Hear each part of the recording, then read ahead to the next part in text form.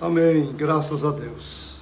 E a graça e a paz de nosso Senhor e Salvador Jesus Cristo permaneçam em nós e com todos nós para o nosso bem. Nós estamos aqui juntos mais uma vez e queremos passar esses momentos refletindo sobre a palavra de Deus e queremos tomar para essa reflexão um texto que está no Evangelho que escreveu Mateus, capítulo 3, e vamos ler os versos 16 e 17. Então nós tomaremos a palavra do Senhor, registrada por Mateus, capítulo 3, versos 16 e 17. E Mateus escreve assim: Assim que Jesus foi batizado, saiu da água. Naquele momento, os céus se abriram e ele viu o Espírito de Deus descendo como pomba e pousando sobre ele. Então uma voz dos céus disse: Este é meu filho, amado, em quem tenho prazer. Este é o meu Filho amado, em quem tenho prazer. Que nós temos o registro do momento em que o Senhor Jesus foi batizado e saindo da água, três coisas importantes acontecem e estão carregadas de símbolos, de significados para nossas vidas. Primeiro, os céus se abrem. Segundo, a pomba desce. E terceiro, a voz que fala. Então, o Senhor Jesus desce da Galileia, de Nazaré. Ele sai lá do seu lugar, onde viveu, cresceu, viveu toda a sua infância, toda a sua adolescência, agora na sua juventude. E ele caminha mais ou menos 100 quilômetros até chegar aonde estava João Batista batizando. Então foram talvez alguns dias, algumas noites, caminhando, talvez sozinho, pensando naquilo que a partir daquele momento estaria acontecendo nele e através dele, em relação tanto à nação de Israel, como também às nações, os povos de toda a terra. Então foi uma caminhada longa, uma caminhada difícil, imaginarmos aquela situação, naquele tempo, caminhar por aqueles caminhos desertos, tantos perigos, tantos riscos. E ele tinha em mente exatamente isso, ir até onde estava João e ali ser batizado por João. Então quando ele chega ao Jordão, onde João está, ele não é conhecido, ele não é reconhecido como Messias. O próprio João diz que não o conhecia. E estando ali, ele entra na fila daqueles que estão sendo batizados por João, como mais um judeu, para também receber o batismo que João estava efetuando. E quando ele se aproxima de João, João percebe que está diante dele não um judeu comum, mas o próprio Messias. E isto faz com que João se recuse a batizá-lo. João diz: Eu careço de ser batizado por ti, e vens tu a mim? E aí o Senhor Jesus o convence, dizendo que esse ato é preciso, é necessário, porque convém cumprir toda a justiça. Ouvindo isso, então João o batiza. E quando ele sai da água, aí essas três coisas maravilhosas acontecem. E elas são muito particulares, né? Elas foram direcionadas apenas ao Senhor Jesus. Pelo menos é o que dá a entender nos evangelhos. Então nós temos aqui o batismo do Senhor Jesus. Se nós pensarmos no rito do batismo, nós vamos perceber que é um rito praticado por todos os povos em todos os tempos. Então, aonde nós chegarmos na história, nós vamos ver as nações, as tribos, usando desse rito para certos momentos das suas vidas, passagem do tempo, inclusão na sociedade, vários símbolos por trás desse rito do batismo. Os judeus também batizavam, não judeus, mas batizavam os prosélitos, aqueles que se convertiam ao judaísmo, eles eram batizados e incluídos na sociedade, na cultura judaica. Mas não era o batismo que definia essa inclusão, e sim a circuncisão. O batismo era simplesmente um símbolo de purificação, de deixar para trás todo um modo de ser e de viver para dar início a uma outra realidade. E quando João Batista vem e começa a anunciar o batismo, ele não entra nessa mesma realidade do batismo dos judeus em relação aos prosélitos. João começa a batizar os próprios judeus. Então João, ele deixa de lado aquele sistema praticado pelos judeus de batizar não judeus e começa a batizar os próprios judeus. João está anunciando um novo tempo, ele está anunciando a chegada do Messias e com a chegada do Messias uma nova realidade. E essa nova realidade, esse novo tempo, dizem respeito também aos judeus. Então os judeus precisam deixar aquele modo antigo de ser e de viver, o modo antigo de pensar, e passar a viver numa nova realidade. Agora, introjetar em suas vidas, em suas mentes, em seus corações, esse novo tempo, essa nova realidade, que o Senhor Jesus vai anunciar já no início do seu ministério. Então, o batismo de João não segue a lógica do batismo geral de todas as culturas e também não segue a lógica do batismo dos próprios judeus, que era batizar não judeus. Ele batiza judeus para um novo tempo, para uma nova realidade. E quando o Senhor Jesus vem, que é aquele que vai trazer consigo esse novo tempo, essa nova realidade, é aquele a quem João está anunciando, João entende que ele não pode batizá-lo, porque o que está chegando não vai sofrer na sua realidade nenhum tipo de mudança, de transformação, de purificação, de santificação, porque ele é o próprio Cristo, ele é o próprio Messias, ele é o Filho de Deus encarnado, e é a partir dele que essa nova realidade se manifestará tanto para os judeus como para o mundo. Então ele se recusa a efetuar o batismo do Senhor. Mas o Senhor o convence, dizendo que é preciso, é necessário, não explica essa necessidade, e diz que convém cumprir toda a justiça. Também não disse qual justiça. E nós entendemos ser essa a justiça de Deus, a justiça de Deus. E com o batismo de Jesus, o próprio Jesus também rompe a lógica dos batismos, né? Os batismos gerais, o batismo dos judeus e o próprio batismo do João Batista, e dá um novo sentido ao batismo. Então o batismo de Jesus traz, tanto para judeus como para gentios, um novo sentido, um novo significado. Aqui já não é mais mudança, aqui já não é mais purificação, que já não é mais santificação. Aqui agora é identificação com Ele. Então ele vai se batizar e nesse ato de batismo ele se identifica com toda a humanidade. Ele se identifica com judeus e não judeus.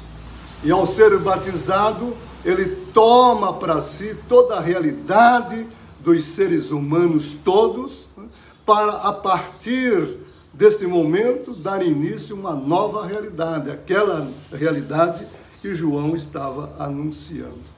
Então, o batismo de Jesus não tem o sentido do batismo geral, não tem o sentido do batismo dos judeus e não tem o sentido do batismo de João. É um novo significado, é um novo sentido. E ele vai estabelecer isso a partir do seu próprio batismo. E esse batismo de Jesus, eu quero repetir isso que é importante, porque há muitos equívocos em torno do batismo. Até hoje, muitos acreditam e pensam que se batizar é necessário para que haja purificação dos pecados, libertação da mancha do pecado original, coisas assim, quando que, na verdade, o batismo é simplesmente um ritual, né? Um ritual que simboliza algo muito maior, né? Que vai simbolizar exatamente o que o Senhor Jesus está realizando em si mesmo, em benefício da humanidade. Então, o Senhor Jesus, quando ele se batiza no nosso lugar de condenação, no nosso lugar de morte, no nosso lugar de perdição eterna. Então, ele traz para si, toma para si tudo que é humano, para a partir daí fazer com que os humanos possam tomar para si aquilo que é próprio dele. Então, o que nós temos aqui? Quando Jesus sai da água, a primeira coisa que nós vamos identificar nessa nova realidade são os céus abertos, ou o céu aberto. A partir de Jesus, o céu estará aberto. Aberto para judeus, aberto para não-judeus. Então, Jesus abre o céu para toda a humanidade. E o céu simboliza o lugar de Deus, casa de Deus, tabernáculo de Deus. Nós temos muitas simbologias a respeito do céu, mas pensando o céu como lugar de Deus. Então, o lugar de Deus, ou a casa de Deus, se abre agora para toda a humanidade. O símbolo talvez mais interessante disso está lá no templo, quando o Senhor morre. O véu do templo se rasga de alto a baixo. Aquele véu que separava o lugar santíssimo do lugar santo foi rasgado completamente. Flávio Joséfo nos diz no seu livro Antiguidade, História dos Judeus, os livros que ele escreveu, que aquela cortina pesava cerca de 2 toneladas, quer dizer, 2 juntas de bois puxando um para os lados, tinha dificuldade para rasgá-lo, para rompê-lo. E de repente, quando o Senhor brada lá na cruz, está consumado, como que se 2 mãos gigantescas pegassem aquela cortina, 2 toneladas, e a rasgasse de cima até baixo. Então, um ato violento, um ato glorioso aconteceu naquele momento. É como se Deus estivesse abrindo, escancarando a porta do céu para a humanidade, para que ela pudesse agora entrar e estar com Ele para a eternidade. Então, esse primeiro símbolo do céu que se abre, o céu que se abre para nós, que se abre em Cristo. Ele não se abre no batismo, não é o batismo que abre os céus, é Cristo que abre o céu. O que Cristo faz é para romper esse céu fechado, cerrado durante toda a história do pecado. E essa nova realidade de um céu exposto, escancarado para você, para mim, para todos nós, é que vai, a partir de agora, está presente como teologia, aleluia, para toda a vida. O segundo símbolo que nós temos aqui é a pomba que desce. Então, a partir de agora, notem, o Espírito Santo, a terceira pessoa dessa trindade gloriosa, estará presente, estará habitando nos homens, com os homens, aplicando nos homens esta nova realidade. Então, o Espírito de Deus é que vai aplicar em nós essa nova vida que nós obtemos na pessoa de Jesus. Então o Espírito Santo é como que se ele nos batizasse na própria Trindade, nos mergulhasse na comunhão da Trindade, nos fizesse entrar nessa comunhão eterna de Deus, para experimentarmos nós mesmos, cada um, experimentando por si mesmo, sem interferência, sem mediação, sem símbolos, sem ritos, sem cerimônias, né? É pessoal, é algo pessoal, seu, meu, de cada um de nós. Nós entramos para a Trindade, entramos para esta comunhão, como o próprio João vai escrever isso depois. A nossa comunhão veja o verbo que ele usa, a nossa comunhão é com o Pai, com o Filho, no Espírito Santo. Então, a partir de Jesus, nós somos levados para essa beleza, esta grandeza, essa ambiência feliz que jamais poderia ser alcançada pelos homens a partir deles mesmos. Então não há rito, não há cerimônia, não há lei, não há nada que os homens possam fazer por si mesmos para chegar a essa dimensão, para chegarem a esta grandeza de vida.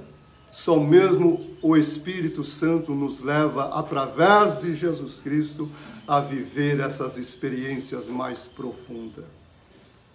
E o terceiro símbolo que nós vamos ter aqui é do Pai que identifica e confirma a natureza, a realidade daquele que acaba de ser batizado.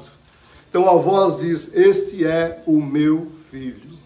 Este é o meu filho, não o filho agora gerado em Maria e nascido entre os homens como ser humano, mas aqui, este é o meu filho, nos leva para a eternidade, nos leva para aquilo que é a realidade eterna do que está sendo batizado, ou do que acaba de ser batizado. Aqui Deus nos tira do tempo, da história, Deus nos tira da criação, e Deus nos leva para junto dele, para conhecermos aquele em quem nós agora vamos crer e viver.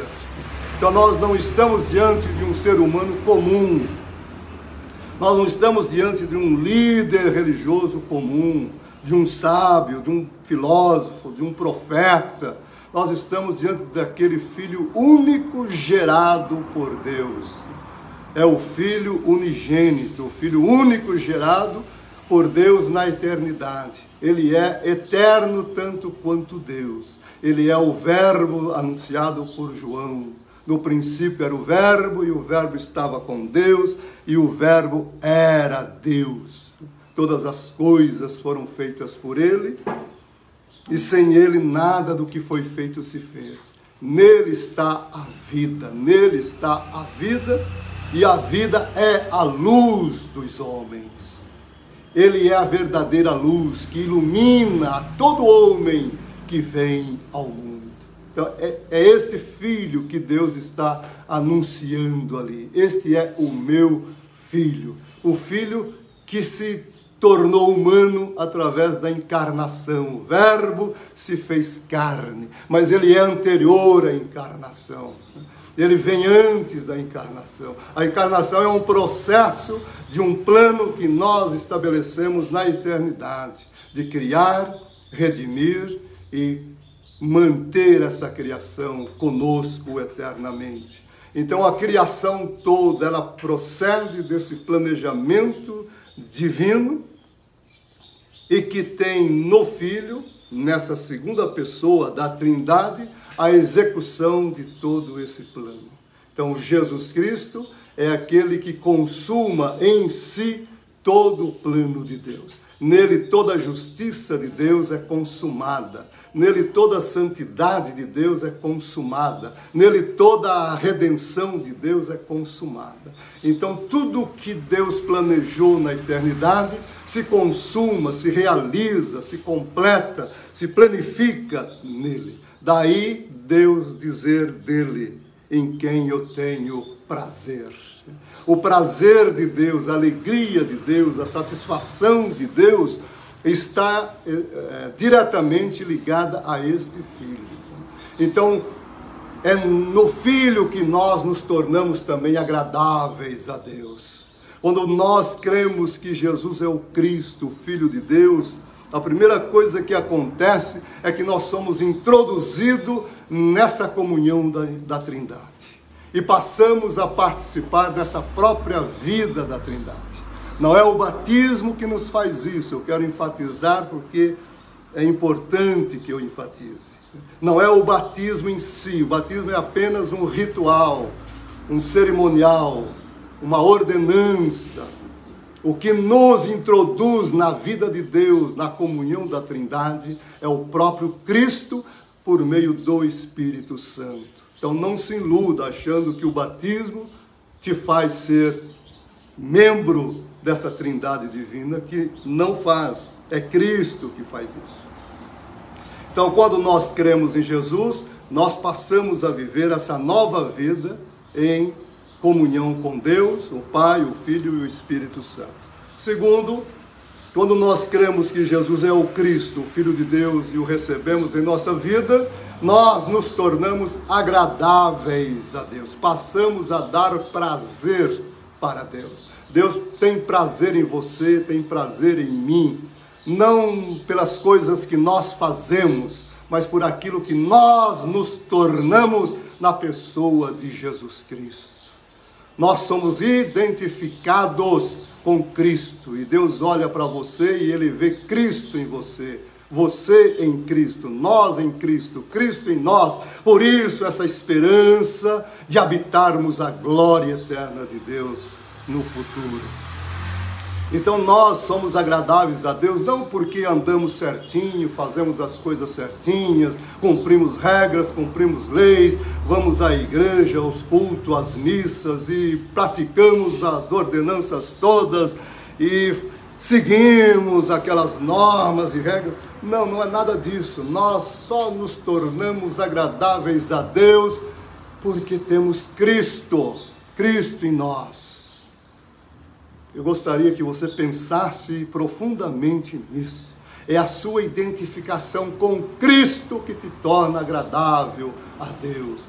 A nossa vida a partir daí, agora iluminada, agora esclarecida, agora já impulsionada por essa nova realidade, começamos a dar passos grandes em direção a isso que já nos tornamos.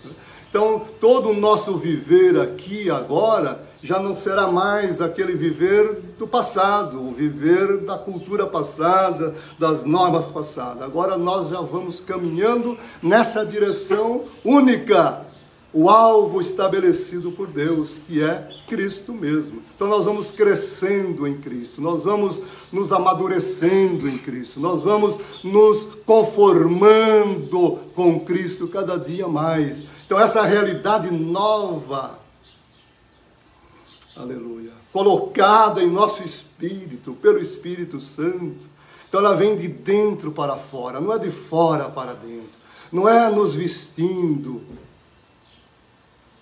Eu sei que você entende o que eu estou dizendo.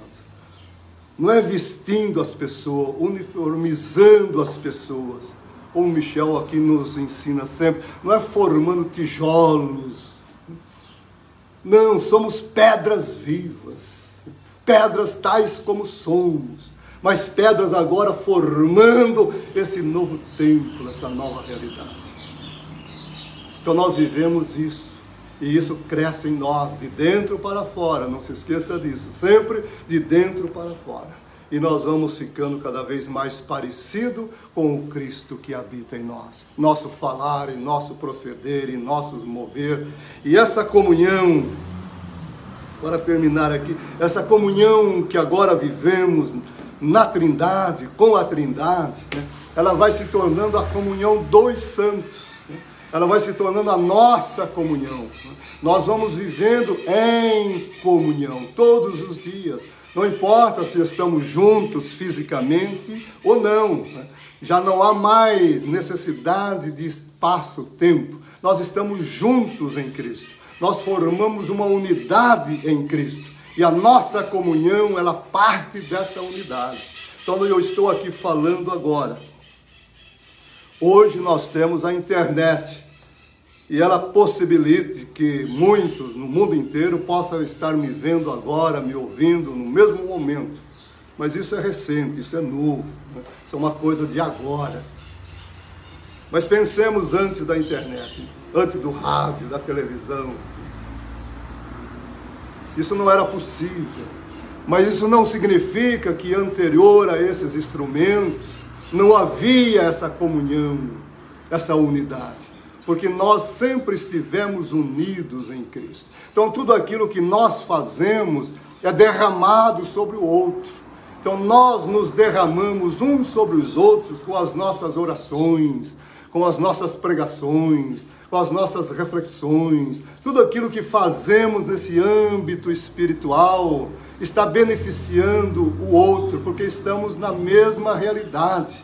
Aquilo que os outros estão fazendo está me beneficiando. Então nós somos beneficiários de uma rede muito maior do que a internet, que nos abençoa todos os dias, porque essa comunhão que parte da Trindade divina e se espraia entre nós e vai nos tomando, nos alcançando e nos fazendo ser esse prazer de Deus, esse gozo de Deus. Então Deus vai olhando a sua igreja, olhando a sua humanidade, olhando a sua criação, e na pessoa bendita de Jesus Cristo, nosso Senhor, Ele vai dizendo: este é meu Filho amado, em quem tenho prazer. Este é o meu Filho amado, em quem tenho prazer. Então, para nós não nos perdermos, primeiramente, o ritual do batismo, ele tem primeiro uma dimensão geral. Todas as nações, os povos antigos e até hoje, praticam o ritual do batismo. Mas esse ritual tem um sentido próprio. Ele não passa daquilo que é o imediato do seu ato. Os judeus batizavam também os prosélitos, mas o batismo não passava do seu ato imediato. Era só entrar para a nova cultura, a nova realidade dos judeus. João Batista batizava, e o batismo de João também não passava do seu ato imediato. Era apenas um anúncio de algo que viria. O batismo de Jesus, ele traz uma nova dimensão. O batismo de Jesus nos introduz, nos coloca, nos faz entrar inteiros nessa nova realidade. Então não é mudança de cultura, não é mudança de etnia, coisas assim. Não. É mudança de realidade. Nele nós nos tornamos novas criaturas. É uma nova criação que se inicia nele. Então o batismo de Jesus nos mergulha dentro dessa trindade divina e nos faz participar da sua vida, nos faz participar da sua comunhão. E essa vida e essa comunhão se torna a nossa vida e a nossa comunhão nas nossas relações cotidianas. E essas nossas ações espirituais, elas beneficiam todos ao mesmo tempo. Agora que eu estou falando, estou orando, estou pedindo, mas no mundo milhares, talvez milhões de outros cristãos e outras pessoas estão orando e pedindo. Então, essa rede está perpassando cada um de nós, atravessando cada um de nós e nos abençoando, nos protegendo, a nós, nossa casa, nossa família, nossas coisas. Tudo isso está sendo permeado por essa graça divina que está derramada em nós. Então, esses três símbolos que aparecem no momento em que o Senhor sai da água. Primeiro símbolo, o céu se abre. O céu nunca mais estará fechado para ninguém. O céu agora, suas portas estão escancaradas para todos, em todos os tempos e em todos os lugares. O Espírito Santo, ele não está mais longe, ele está presente. E é ele que aplica toda essa nova realidade à nossa existência e nos faz viver essa experiência feliz. E a voz que nos garante que esse novo homem que se batiza, ele não é um homem Ele não é da terra, ele não é simplesmente filho de Maria e de José, como era conhecido, mas ele é o Filho único gerado de Deus. Ele é Deus feito homem, e é nele que todos os planos e propósitos de Deus se consumam, se realizam, se materializam. E em união com ele, aleluia, nessa unidade com ele, nós nos tornamos um com Deus para toda a eternidade. Então, nele, Deus fez cumprir a sua justiça. Se você entendeu isso, se nós entendermos isso, nós deixaremos de valorizar no sentido de dar poderes aos símbolos e aos rituais e às cerimônias, e vamos passar a dar valor ao que de fato tem valor, Jesus Cristo, nosso Senhor. Faça isso e você será ricamente abençoado, abençoada, em nome de Jesus. Amém e amém.